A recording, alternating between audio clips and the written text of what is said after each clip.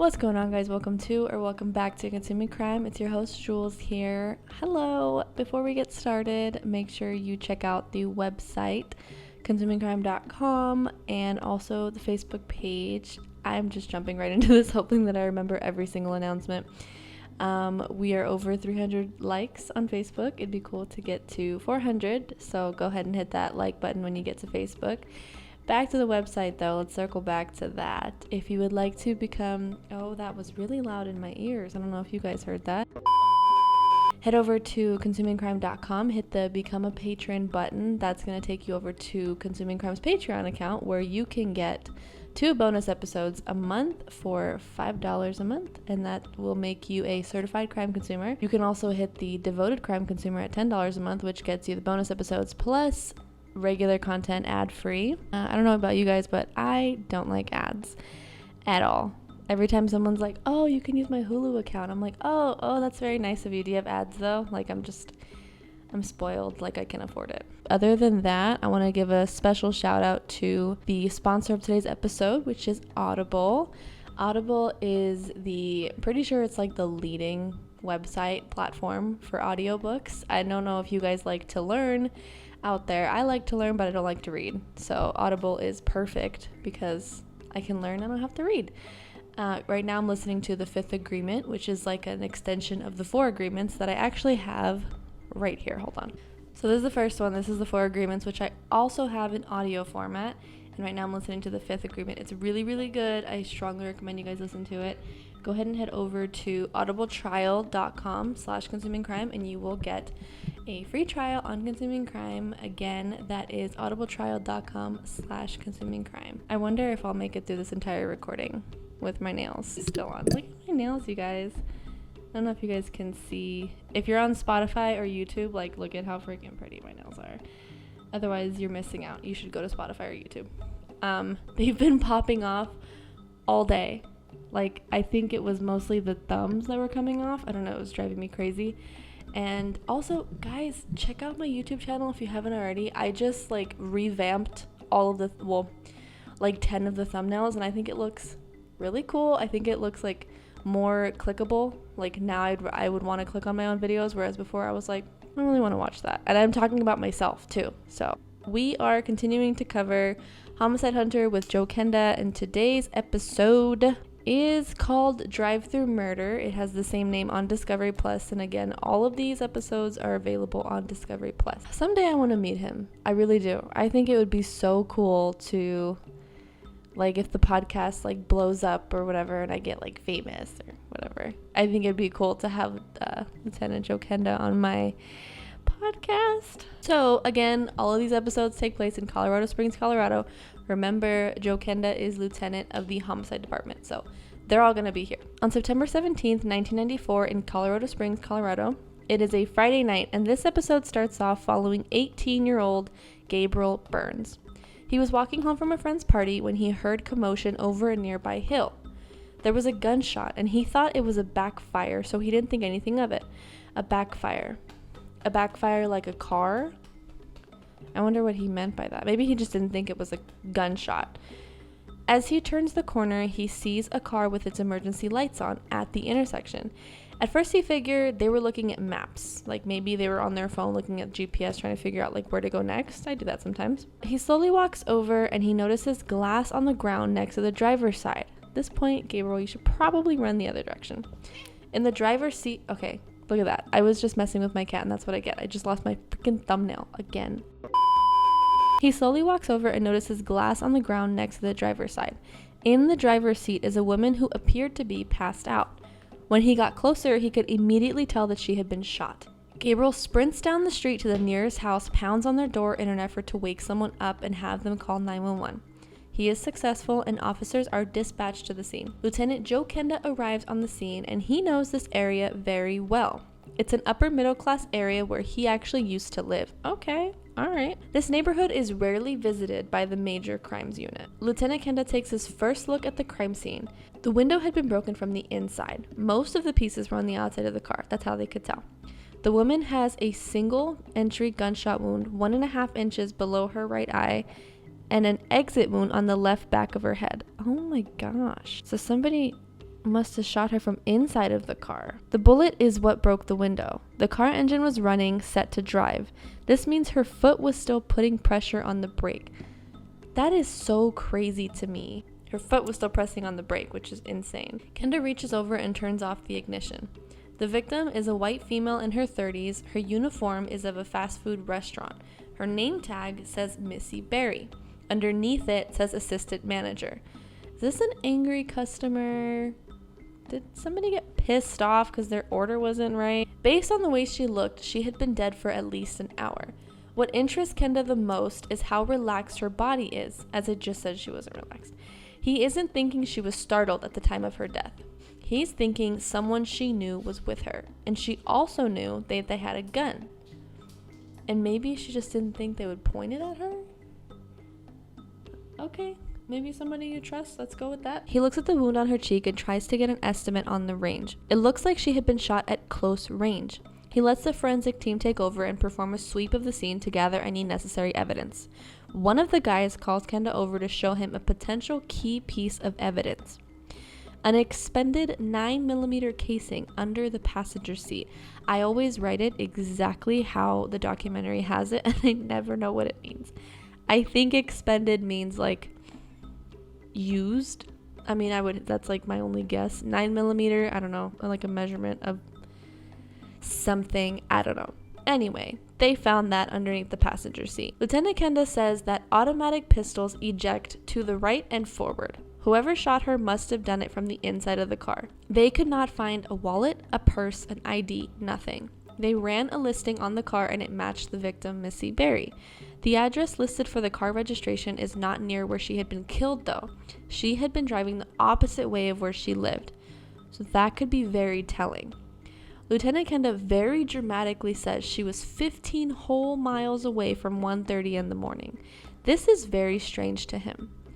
It's not really that strange to be only 15 miles. Officers get in contact with the general manager of the restaurant she worked at, Ruth Ludwig. They go speak to her at the restaurant. They inform her of Missy's death and that she was shot in her car. Ruth could not understand why anyone would want to hurt her. Do I have to say it?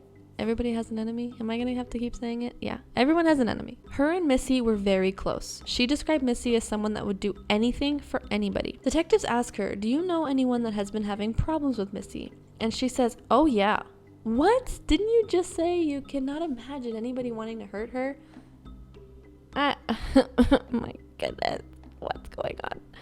She said, there's a policeman. The narrator goes on to say some officers would have a problem investigating a fellow officer in a homicide investigation. We know, but not Kenda. She names a Tom White. Missy had been in an accident recently, and Officer White was giving her complications with the insurance company. He had mishandled the report as well, according to Missy. Missy had filed a complaint against him, and he was terminated from the department for a complaint? Okay. This dude must have like a track record of being complained about or something. There's no way he had been fired just from being complained on once. So yeah, absolutely not. We're gonna call this guy Tom because he got fired. So he's not Officer Tom, obviously. Tom called Missy's place of employment and kept bugging her, telling her she was the reason he lost his job. Come on, dude. His ego, dude. Check it. He had also called another restaurant location and asked if anyone knew her home address. What is wrong with you? Dude, get another job. Ruth told her, hey, if he keeps this up, you need to get a restraining order. One day he showed up to her job as she was leaving and he asked where she was going and she was like, none of your business. And he goes, okay, well, we're just going to straighten this out now. He tells her, you cost me my job. I'll get you for this, you bitch. Oh my God, Thomas. Her complaint is not the reason you lost your job. And I'm starting to see maybe why you did lose your job. Lieutenant Kenda is thinking this guy has the means and is equipped to commit murder. The standard issued gun of the police department matches the casing found on the scene. But, okay, no, but that doesn't make sense because wouldn't he not be that stupid? I mean, Tom sounds like an absolute idiot, but I don't think he's stupid enough to shoot somebody with his own gun issued by the department. Not to mention, when you're fired from the police department, don't they take your gun? I don't know. These are just questions that I have. Detectives begin looking into Tom. They were able to confirm that he was not even in the state at the time of the murder. I said it. They focused their attention now on Missy's co-worker, Julie Halstead. She is we got the same name. She is an 18-year-old senior in high school. She was the last person in contact with the victim. She lived in the same neighborhood where Missy was found. Okay, so now we're like, did they carpool together? Like maybe they were together. Detectives informed Julie that Missy had been killed. When talking about Missy, however, Julie accounted of her very differently than the way Ruth did. She said she can be abrasive, she teases people, she does things that people can find offensive. Just not the best type of manager. Julie, girl, spilling tea. She accounts that they both clocked out that night at 12:34 in the morning. Missy was found at 1:30 a.m. Julie said she went home right after work, getting there around 1. Her cell phone records agree with this timeline. Detectives decide to leave her alone for now. It's just interesting that Ruth is saying, I can't imagine anybody would want to hurt her, but she's also aware that her assistant manager is like kind of a bully. Julie also tells officers that every night Missy is supposed to take the day's receipts in cash to the bank. The night of the murder, Missy took $1,000 to the bank. Oh, this is probably where she was. They needed to check the surveillance footage of the bank to see if she had gotten a chance to deposit the money. They go to the bank and they have no record of the deposit, nor do they have any footage of her. When looking at the footage, they don't see her car from midnight all the way until 4 in the morning. She never got to the bank. They know now that the shooter has almost $1,000 in cash because remember, they didn't find anything in her car and they would have found that. This could be the motive, but this doesn't bring him to who did it. One officer approaches Lieutenant Kenda and lets him know that on the night of the murder, he received a burglary call that had been canceled, and while he was on the way over, this was before he received the call of the murder. On the way back from receiving this call, it was canceled. Wait, what? Hold on. Someone's trying to rob you and then you call and say never mind? Who do you call to say never mind? 911 again? On the way back from receiving this call, he sees the restaurant. This was before knowing of the victim. Oh, this was before he received the call of the murder. So this was probably like 12:30, 12:45. Remember, Missy clocked out at 12:30 and then they found her body at 1:30. So it was like an hour. Really? This is, wow, it's almost like the cops were like right there. There was a suspicious looking man lingering around. He was a white male anywhere from 16 to 19 years old. Thin-faced, tall, and wearing a baseball cap, or a ball cap. Is that the same thing? He was also in the same uniform as the restaurant workers. Okay, so he worked there? Why not just say it looked like he worked there? He tells the officers, I'm just waiting for a friend. Missy comes out, and she offers him a ride home, and they went off. So this officer did see Missy alive and leave with somebody. Lieutenant Kenda calls Ruth at the restaurant and asks about the man. And Ruth says, oh yeah, and his name is Darren Haney. He's 19, blonde, kind of thin, and always wears a ball cap. Ruth, being interviewed now, is saying, when they asked who I thought did it, I thought of Darren Haney, and he was into drugs. So, okay, it's possible that he needed the money for drugs, but what kind of drugs? Was he just like a pot smoker? Because usually people that smoke weed don't tend to kill for it. He does not have a stable life, and he is often living with whoever will put up with him at the time. That sucks. When they go to track him down, they find him in an unlikely place, the Air Force Academy Hospital. Right off the bat, he does not seem to be a drug degenerate the way Ruth described. Yeah, I think Ruth's memory of people is a little funky, from what I can tell. He gives police an alibi, and it's airtight. He had been at the hospital all night because his wife was having a baby. Isn't he like 19 years old? Okay. But he does tell him of an employee that did have it out for Missy. His name is George Clifford Mcdaniel. That is a hell of a name, dude. I guess everybody calls him Cliff. Yeah, that's good. Let's call him Cliff because that's a lot. Missy would bully him constantly, and this would infuriate him. He's 22 years old. He has said in the past that he wants to see that bitch dead. Okay, Cliff, chill out, dude. He was always the main subject of Missy's ridicule. Ruth accounts that there were times that Cliff's mom would call and remind him to wear a jacket, and Missy would tease him about this. You know what? I'm gonna tell you right now. if anybody killed her for being a bad manager, that's ridiculous. Do you know how many terrible managers I've had in my life? One of them in particular, it was like the biggest bully. And I'm telling you, like, now that I'm older, because I was 18 when I worked where I worked, now that I'm older looking back, she wasn't trying to help. She was just a bitch. Like, seriously. And like, I really can tell you throughout my whole 24 years of life, I've never met somebody so mean.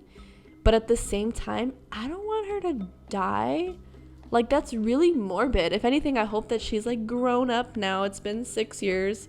Shout out to Jules. I just called her by name. I don't give a shit. Like, hope you're all good now, but you were a bitch. But I don't want you dead. I don't want you dead. My whole point is, I hope it's not somebody wanting to kill her because she's a bad manager. Because newsflash, they're everywhere. Oh, we have the same nickname. Kind of cute. Cliff lives 1 block away from where her car was found. Oh no, dude. The officer that accounted for a guy getting into Missy's car earlier is now saying that Cliff looks like the guy he saw, not Darren. Okay. Kenda goes into the restaurant to find Cliff, and he's there working. He tells him, "We're going to need you at the station to answer some questions." Cliff replies, "I perfectly understand. My father was a military cop. I know how these things go." Okay. When interviewing him, he does not seem like the murdering type. He was born in England. Oh my god. It's not funny. It's just like, I just imagine. Let me do that again. Hold on.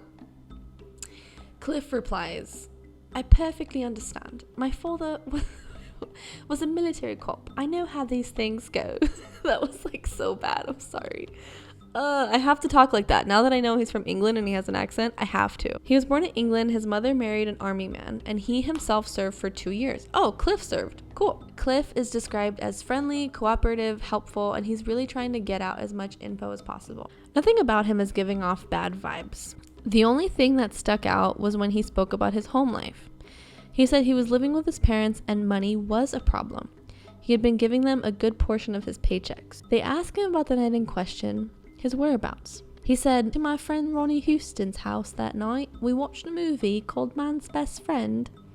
I'm about to get like a smack in the face reality check on how bad my accent is when I listen to this back watch. "Shortly after 1 a.m, the movie ended and I walked home." Nothing alarmed officers until towards the end of the interview when Cliff makes a shocking statement. "I'm sure she gave somebody a ride home. They probably did it." Quite the statement, Clifford. I'm so annoying. I'm sorry. Officers take him back to work, and in order to check out Cliff's story, Kenda heads over to Ronnie's house. They tell him, "He told us he was with you at 9:30 on this night. Is that true?" He said, "Yeah, that's right. He was here." They ask, "Did you guys watch TV that night? Did you guys rent a movie? Anything like that?" And he goes, "Nope, none of that." Lieutenant Kenda looks at him and says, "Have you ever seen a movie called A Man's Best Friend?" And he said, "I have never heard of that movie." This Cliffy has some explaining to do. "What time did he leave?" "Well, I got a phone call from a girl, was talking to her for a while, and at around 11 or 11:30, Cliff left." Ronnie is spilling all of the beans. A week before, he was playing basketball with his friend when Cliff pulls up in his mom's car. He calls them over, he walks out and shows them a gun. He points the gun at one of the guys and pulls the trigger. Like an asshole, but there's no magazine, so it doesn't go off. He tells the guys he's gonna use the gun to rob the restaurant. Damn, Ronnie, like that? I mean, thank you for spilling all of this, but like that? That night, he must have gone to the restaurant, asked Missy for a ride, waited until he was only a block away from home, shot Missy, and took the money. They now have enough to arrest Cliff. They go to, but hold on. It's not gonna end right here, you guys. Wait for it. They go to his house. It's 3 a.m. They wake everybody up. Cliff is not home, but they have a warrant for the home so they can search. They didn't find anything, no bank bag, money, gun, nothing.